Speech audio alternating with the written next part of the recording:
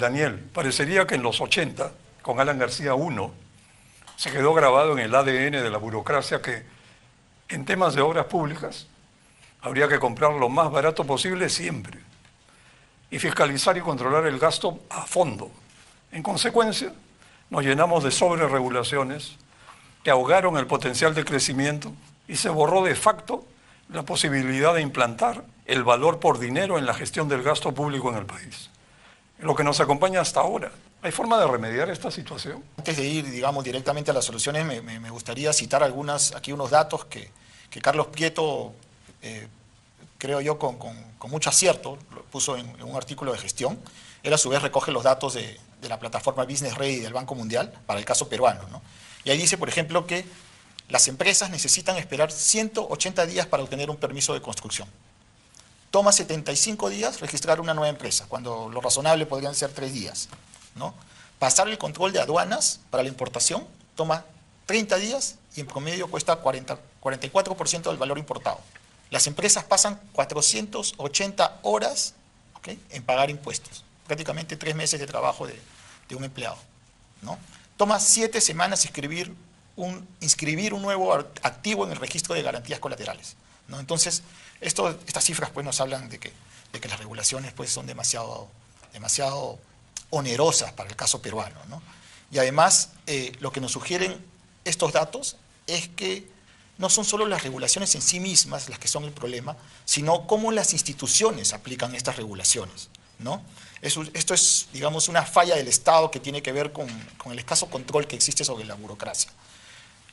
Muchas regulaciones, probablemente no todas, pueden tener justificación, pero su aplicación es tremendamente perjudicial. Y en este caso, evidentemente, la solución pasa por reformar el funcionamiento de las instituciones. Ahora, esto en algunos casos puede ser muy simple, pero en otros casos puede ser muy complicado, ¿no? Muchas de estas regulaciones, por ejemplo, son aplicadas a nivel subnacional y hemos hablado bastante de descentralización. Entonces, se requiere toda una reforma integral del sistema de descentralización para que puedan funcionar mejor el otorgamiento de licencias, etcétera, ¿no? Ahora, tampoco podemos ignorar que algunas regulaciones pueden ser innecesarias o excesivamente costosas. Para eso se necesita un análisis de impacto regulatorio. Se necesitaría una institución independiente, por ejemplo, al estilo del Consejo Fiscal o del Banco Central, que realice este análisis, ¿no? Por ejemplo, el CEPLAN podría independizarse tranquilamente, siguiendo el ejemplo del Consejo Fiscal y convertirse en un comité de productividad. Ese es un ejemplo, por ejemplo. Y quizás, perdón, lo que se podría hacer también es complementarlo con un mayor fortalecimiento de la labor de Indecopi, ¿no? Desde el punto de vista de barreras burocráticas, ¿no?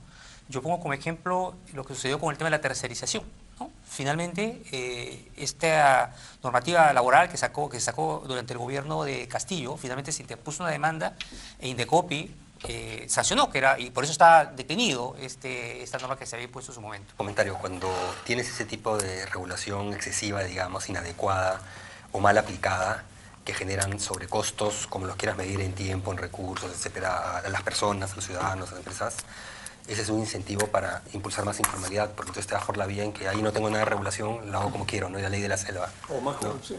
Además, ¿no? Entonces te genera todos esos efectos colaterales porque está desbalanceado, ¿no? ¿Tú crees que la falta de capacidad de gestión del gasto público no contribuye al déficit fiscal? ¿Y consideras que los problemas de gestión se resuelven con nueva normativa? No, totalmente. Mira, a ver, vamos a ver. En el Reino Unido existe el criterio, la buena práctica, que si tú creas una nueva norma, por lo menos tienes que eliminar 2, ¿no? O sea, es que claro, o sea, a veces la mejor política de una nueva norma no eliminar anteriores, ¿no? Es un poco como principio, ¿no? La falta de gestión no es gratis. No, hace daño, cuesta. Totalmente, ¿no? Totalmente, ¿no? De hecho, ahí podemos entrar al concepto de gasto improductivo, ¿no? Identificado por el BID y el Banco Mundial, ¿no? Que alrededor de 2 puntos. Un tema, por ejemplo, que hay que analizar no solamente en términos de gasto fiscal, sino qué significa estas funciones que están detrás del crecimiento del gasto en planilla, ¿no? Que ha crecido más del 50% del 2017 hasta ahora, ¿no? De 31.000 millones, ahora creo que representa 47.000 millones de soles. Entonces, además de puestos, sueldos que están detrás, ¿qué están haciendo, ¿no? Y es lo que me preguntaba hace algún día en alguna columna, ¿no? Uno podría decir que ese incremento porcentual del gasto ha significado una mejora en los servicios públicos en la misma cantidad.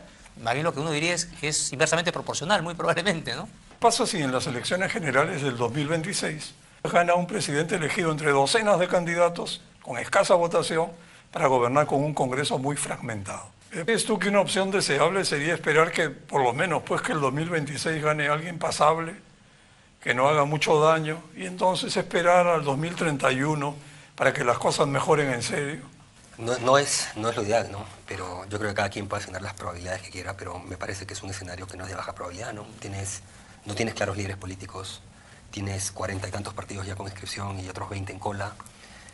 Las encuestas te muestran, obviamente estamos muy lejos de lo que va a ser, pero que lidera es la única persona que tiene doble dígito. Lamentablemente yo creo que vamos a enfrentar 5 años nuevamente con un Congreso fraccionado, con un gobierno, sobre todo que no va a tener ni cercanamente una bancada representativa en el Congreso, ojalá me equivoque. Y creo que lo único, quizás, con mayor probabilidad de salvarlo, ojalá fuera que tengas un gobierno responsable con ideas y que de alguna manera encuentre caminos para encontrar algún tipo de solución, ¿no? Pero digamos, yo creo que el escenario para el Perú de que tengas un gobierno con buenas ideas, buenos planes, responsable, que tenga una mayoría, una bancada muy representativa en Congreso, yo creo que es un escenario de no muy alta probabilidad hoy, ¿no? Que es lo único que puede hacer que los siguientes 5 años no sean más de lo mismo en que caminas como el cangrejo, ¿no? Creo que aspirar hoy día a decir, bueno, pensemos en el 2031 es muy peligroso para el Perú, ¿no? Porque este deterioro que estamos viviendo en algún momento se acelera, en algún momento agarra masa crítica. O ¿no? se vuelve irreversible. Irreversible, o sea, entonces la elección que nos jugamos en 2026 para mí es crucial, creo que la elección más importante de los últimos 35 años en el Perú, dado lo que hemos vivido los últimos 10, ¿no? Completamente de acuerdo. Bueno, para terminar, quería pedirles a ustedes que en un minuto, en sus palabras finales, digan cuál es su balance de lo conversado. David. Retos grandes, ¿no? Es con lo que me quedaría y tratando de ver estos retos como asumibles, ¿no? Es decir, si no le demos esperanza al Perú, ¿para qué seguir conversando, ¿no? El tema político es un reto sumamente importante, ¿no?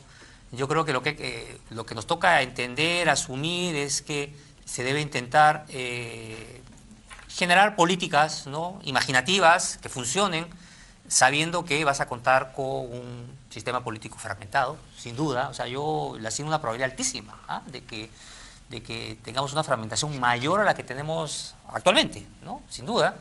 Que tengas un presidente, por tanto, un ejecutivo con debilidades, y pensando en el ministerio, el MEF, digamos, que es en principio el de mayor peso, ¿no?, que se ha perdido, por supuesto, con el tiempo, pero sigue teniendo en principio un peso mayor que el resto, va a tenerla mucho más complicado, ¿no? Seguramente muchas de estas anécdotas o situaciones que hemos venido comentando aquí en la mesa, que han venido pasando con este gobierno, van a estar ahí acechando, ¿no? Entonces nos toca construir con eso. Eso es lo que hay. Daniel, por favor, un minuto. Sí, bueno, a mí me preocupa muchísimo que el Perú ha ingresado a una etapa de crecimiento bastante débil, ¿no? El PBI ha crecido en promedio 1,3% en los últimos 5 años. Y hace 5 años teníamos el 20% de la pobreza, ahora tenemos 29% de pobres en el país, ¿no? Son 3 millones más de pobres, lo cual es preocupante, ¿no?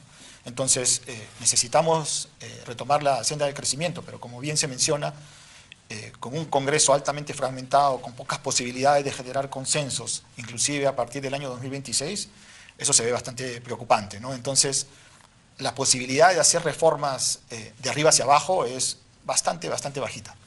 Entonces, lo que necesitamos es, creo yo, superar el otro obstáculo que yo decía. Yo decía, hay 2 obstáculos, el político y de las narrativas. Y yo creo que necesitamos superar el obstáculo de las narrativas.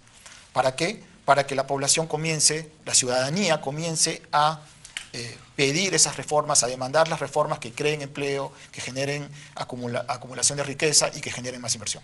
Alonso, por favor. Sí, bueno, coincido con el mensaje de cierre de ambos, de David y Daniel. Muchos retos para el país, cada vez más grandes. En materia económica, el reto de crecimiento, más bien de falta de crecimiento, nos está pasando facturas. Se materializa en parte de estos equilibrios fiscales, en que es muy difícil reducir pobreza. Entonces tenemos que encontrar caminos para mejorar esta capacidad de crecer de la economía, y eso no se va a lograr si no tenemos mayor responsabilidad de las autoridades, las altas autoridades públicas, ¿no?, que finalmente son servidores públicos, ¿no? Entonces estamos responsabilidad por ese lado, que no ha habido en estos últimos tiempos, ¿no? Y también resaltar que no se ha comentado mucho, no se ha llegado a tocar el tema en esta discusión, pero el mundo entra en una etapa bastante incierta. Ya venía cierta incertidumbre por temas geopolíticos, ahora estamos enfrentando potencialmente otro tipo de incertidumbre, ¿no? Es necesario que retomemos la responsabilidad fiscal y que generemos los buffers, que generemos los ahorros necesarios para poder enfrentar tiempos malos en caso estos lleguen, tiempos más malos, ¿no? Lo que hemos vivido ahora el último año en Perú ha sido desequilibrios fiscales con vientos a favor externos, digamos, que no teníamos en mucho tiempo. ¿Qué pasaría si es que estos vientos se voltean, ¿no? Entonces tenemos que aprovechar todavía las ventanas que nos quedan para fortalecer nuestras defensas, ¿no? Entonces un llamado a la responsabilidad fiscal y un llamado a trabajar pues, para buscar reformas, ¿no? Para seguir haciendo lo que está ocurriendo, que es ir caminando como el cangrejo, ¿no? Bueno, les agradezco a ustedes tres, David, Alonso y Daniel. Ha sido muy grato conversar con ustedes. Para terminar, diría brevísimamente que, bueno, tenemos una elección a puertas que probablemente va a jugar nuestro destino. Grandes retos por delante y debiéramos enfrentarlos con esperanza y con mucho realismo. Muy buenas noches.